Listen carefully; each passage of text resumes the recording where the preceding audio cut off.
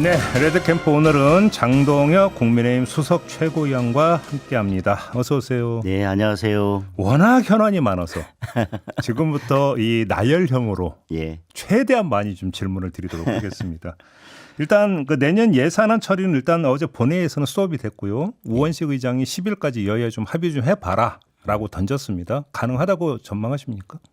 뭐 저희는 예결에서 단독으로 통과시켰던 거 그 부분에 대해서 사과하고 네. 처리하지 않으면 추가 협상은 없다는 입장입니다. 선결 조건이네요. 예, 어제 올리지 않은 게 아니라 올리지 못했죠. 아니, 뭐 지역 예산 현안을 해결해야 되는 예산들이 잔뜩 있는데 네. 그런 거 다 그냥 무시하고 감액만 해가지고 올린다?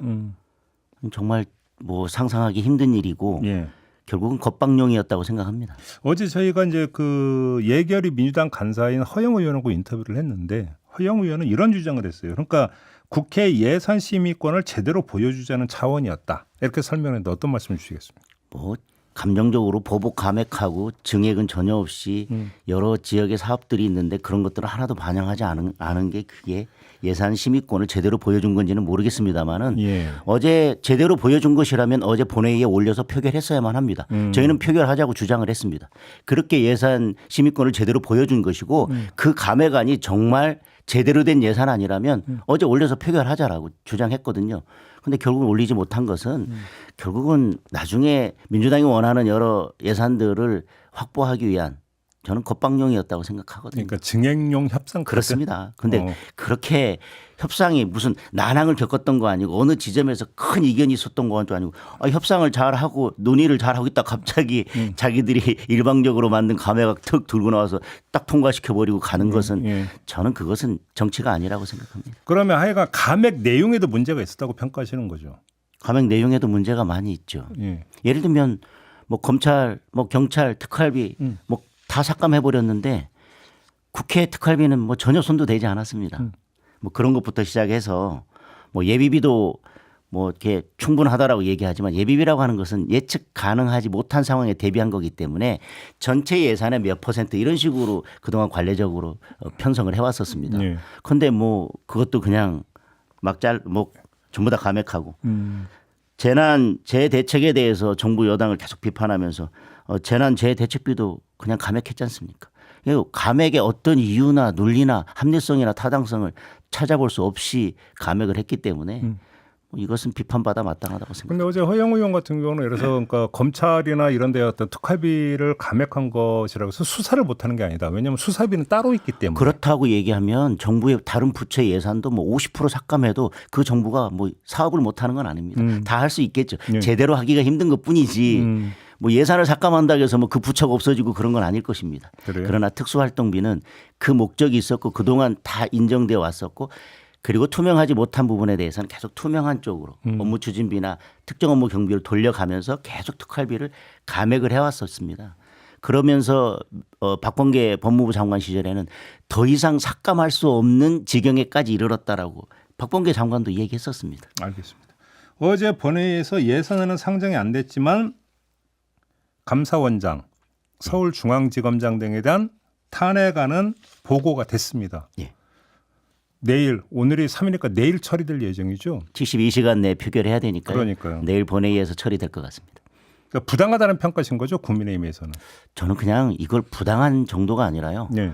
지금 뭐 몇 명째 탄핵을 하고 있는 건지 모르겠습니다. 어쨌든 이재명 대표 수사했던 검사들, 네. 돈봉투 사건 수사했던 검사 탄핵했고 대장동 백현동 사건 수사했던 검사에 대해서 탄핵 청문회 진행한다고 하고 있고 드디어 이제 감사원장까지 이제 탄핵하겠다, 서울중앙지검장 탄핵하겠다고 나서고 있습니다. 저는 요즘 민주당이 정말 이 정치의 뜻, 그러니까 우리 쉬운 말로 학생들이 학업의 뜻이 없는 것처럼 정치의 뜻이 없는 것 같아요. 왜요? 이게 도대체 정치인지 모르겠습니다.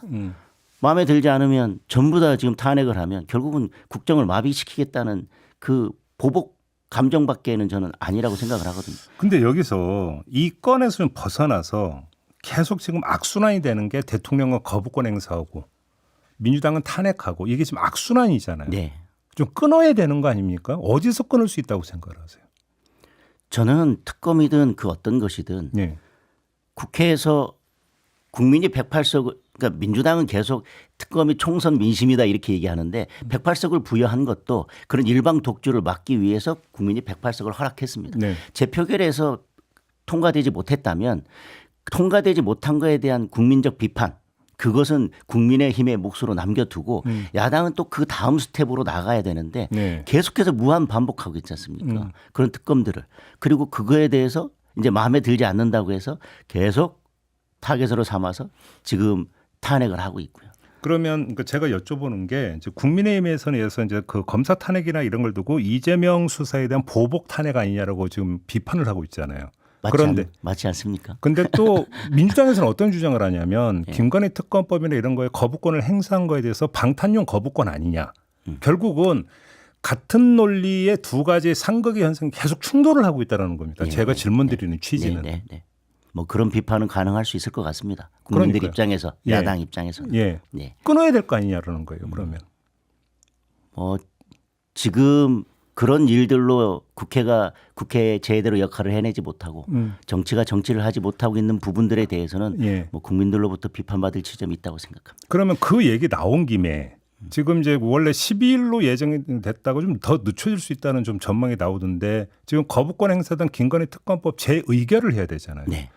근데 지금 국민의힘의 기류가 묘하다라는 보도가 계속 나온 바가 있었는데 수석 최고위원께서 좀 말씀을 해 주시죠. 묘한 게 맞습니까? 기류가? 특히 친한계의 기류가 묘하다라는 보도가 계속 있었거든요. 저는 뭐 친한계라고 묶을 건 아닌 것 같습니다. 네. 뭐 저는 뭐 방송에서도 예. 뭐 최근에도 계속 제 특검에 대한 입장은 계속 밝혀왔고 그 입장에 대해서 따로 변화된 것은 없기 때문에 다만 지금 최근에 통과된 특검법은 첫 번째가 주가 조작하고 두 번째가 명태균인데 거기에 다시 1, 다시 2 이렇게 붙어가지고 명태균 사건이 거의 대부분을 차지하고 있습니다. 근데 지금 검찰 수사가 강도 높게 진행되고 있고 여당 당사에 대한 압수수색까지 있었지 않습니까? 그리고 사실 뭐 이런저런 현역 의원들이나 그다음에 여당의 유력 정치인들이 거론되면서 계속 수사가 진행되고 있기 때문에 예. 지금 상황은 특검에서 하려고 했던 거의 90% 가까운 명태균 씨에 대한 의혹이 지금 창원지검에서 강제 수사가 잘 진행되고 있기 때문에 저는 12월 10일이 될지 언제가 될지 모르겠지만 재표결시까지 그 수사 상황은 지켜볼 필요가 있다. 지금 그 수사가 진행되고 있는데 그걸 전혀 염두에 두지 않고 지금 뭐 된다 안 된다 이야기하는 것은 좀 맞지 않을 수도 있다고 생각하고요. 그런 측면에서 좀 지켜봐야 된다라고 하는 의견들도 일부 있는 것 같습니다. 그래요. 예. 근데 이제 묘한 기류가 형성이 되고 있다라는 보도의 이면에는 뭐가 있었냐면 이른바 당원 게시판을 둘러싼 논란과 공방. 이게 작동을 한 결과라고 했던 건데 일단 당원 게시판을 둘러싼 논란과 공방은 일단 정리가 된 겁니까? 어떻게 평가를 하십니까? 당원 게시판에 대해서는 뭐 주경 원내대표도 이거에 대해서 더 문제를 키우지 말고 냉각기를 갖자고 말씀하셨고요. 지금 뭐 이것이 이슈가 계속해서 논란이 되고 있지는 않은 상황입니다. 그렇지만 이것을 가지고 특검의 재표결과 연결시키는 것은 맞지 않다고 생각을 합니다. 그러면 그런 언론의 과잉 해석이었습니까? 그런 보도 엄청 나왔는데. 뭐 저는 지금 저희가 이 특검의 문제는 뭐 예를 들면 여론조사만 가지고 한다면 특검은 반드시 통과돼야 될 것입니다.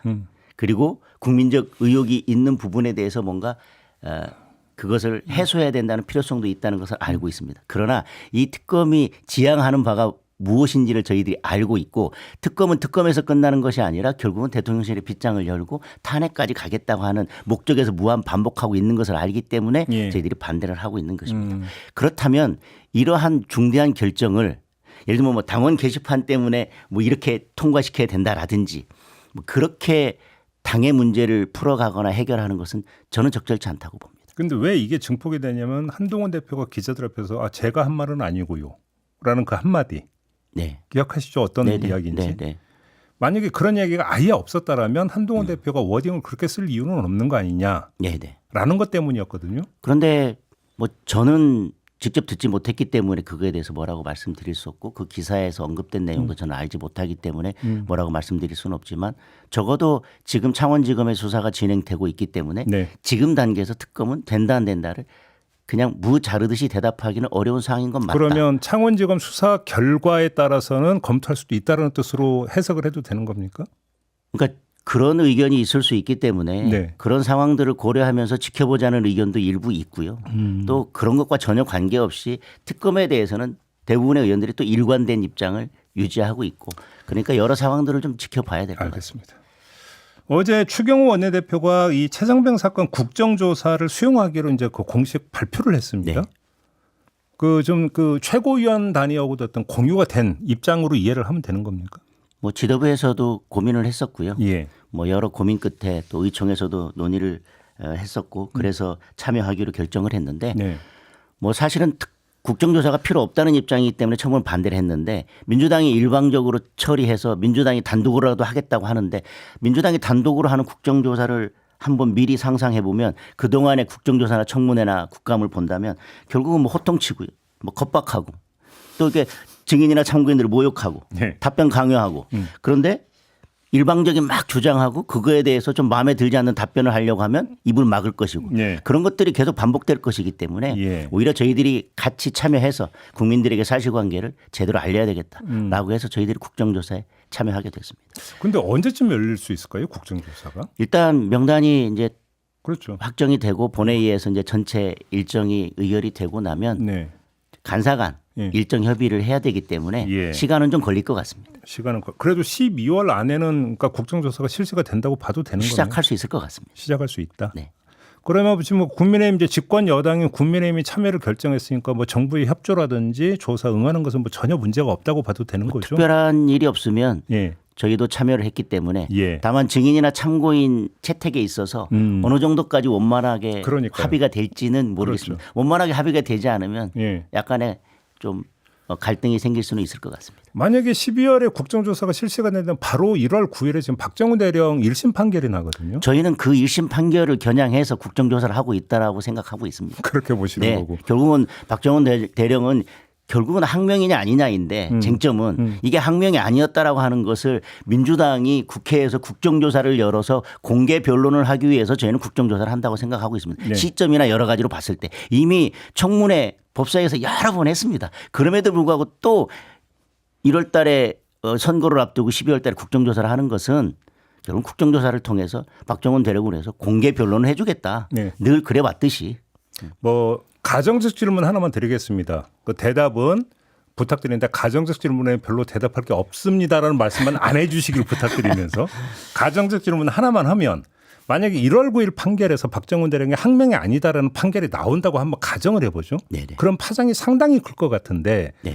그러면 한동훈 대표가 전당대회 나오면서 했던 이른바 제3자 특검이라든 이런 것도 받을 수 있다고 볼 수 있습니까? 어떻게 생각하십니까? 저는 박정훈 대령의 그 행동이 항명이냐 아니냐는 법률적으로 판단이 가능하지만 그것과 네. 항명이냐 아니냐라고 하는 것과 외압이 있었느냐의 문제는 저는 또 별개의 문제라고 생각합니다. 네네. 청문회 과정에서 나온 것은 박정훈 대령은 대통령실에 그 누구로부터도 직접 어떠한 언질도 받은 적도 없고 그다음에 국방부 누구로부터도 다만 꼭 그 법률 단장인가요?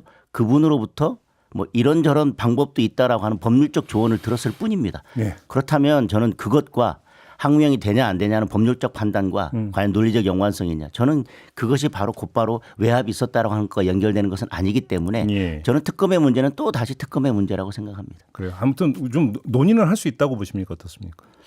글쎄요 저는 뭐 그것이 다시 특검을 논의해야 될 사유라고까지 보지는 않습니다. 국정조사 결과하고도 연동이 되는 문제 아니겠습니까? 뭐 저는 국정조사 결과에서도 특별한 것이 나올 것이 없다고 보기 때문에 예. 뭐 민주당이 뭐 나올 게 없지만 그냥 국민들을 상대로 공개 변론을 해주겠다는 뭐 의도이기 때문에 저는 뭐 크게 나올 건 없다고 봅니다. 혹시 국민의힘의 국정조사에 응하기로 했던 게 할 만큼 했으니까 더 이상 이제 최상병 특검은 필요 없는 거 아니냐라는 그것과 전혀 상관은 상관이 없습니다. 없습니까? 민주당에서 말씀드린 것처럼 일방적으로 하겠다고 하니까요. 일방적으로 하면 결국은 모든 사실관계가 비틀어지고 호도될 거기 때문에 그걸 바로잡기 위해서 균형을 잡기 위해서 저희들이 참여하는 것입니다. 알겠습니다. 마지막 질문은 좀 이거 드려야 될 것 같은데 여의정 협의체 있지 않습니까? 네. 소득이 없었습니다. 그리고 의료계 단체는 지금 그 중단을 선언을 했는데 네. 한동훈 대표가 되게 어떤 그 야심차게 이제 추진했던 거 아니겠습니까? 그것은 뭐 의료계도 다 들어오지 않았고 일부 들어와서 뭐 의지를 가지고 하려고 했지만 가장 큰 부분은 정부의 의지 아니겠습니까? 그렇죠. 그런데 정부가 어느 정도 유연한 입장을 보였어야 되는데 그렇지 못하면서 성과가 나지 않았습니다. 앞으로 어떻게 해야 된다고 생각하세요? 뭐 저는 그럼에도 불구하고 예. 지금 중단이라고 표현을 했는데요. 조금 더 물밑에서 계속 협상을 하면서 이 문제는 어떻게든 풀어야 됩니다. 저는 지금 의료계의 입장을 보면 여기도 계속 강경한 입장이거든요. 내년이 된다 하더라도 그 강경한 입장에서 선회할 가능성은 높지 않아 보이기 때문에 그러니까요. 저는 조금 더 정부가 유연하게 나서서 이 문제를 해결해야 된다고 봅니다. 그래요. 알겠습니다. 시간이 한 1분 정도밖에 안 남았는데 지금 운영이 위증 문제가 제기가 됐습니다. 대통령 골프 관련해서 이 문제 어떻게 처리해야 된다고 생각하세요? 뭐 민주당에서는 조금씩 뭐냐 조금만 마음에 들지 않아도 계속 뭐 고발하고 지금 뭐 엄청나게 많은 사람들을 고발해 놨는데요. 뭐 그거와 별개로 예. 대통령의 어떤 문제나 대통령실의 어떤 문제에 대해서 예. 해명이 잘못되면 오히려 의혹만 키우는 결과가 그렇죠. 되기 때문에 그렇죠. 국민들 입장에서는 어떤 문제에 대해서 처음 해명을 할 때 사실관계가 정확하게 파악이 돼서 해명이 돼야 국민들도 의혹이 없어지고 그리고 의혹이 커지는 것을 막을 수 있다고 그럼 그 생각합니다. 말씀은 용산의 정정 내지 사과는 필요하다 이런 말씀으로 이해를 해도 될까요? 문제가 있고 사실관계가 맞지 않는 해명이 있었다면 그에 대해서는 적절한 입장은 필요하다고 보입니다. 알겠습니다. 자, 오늘 말씀 여기까지 듣겠습니다. 고맙습니다. 네. 장동혁 국민의힘 수석 최고위원과 함께했습니다.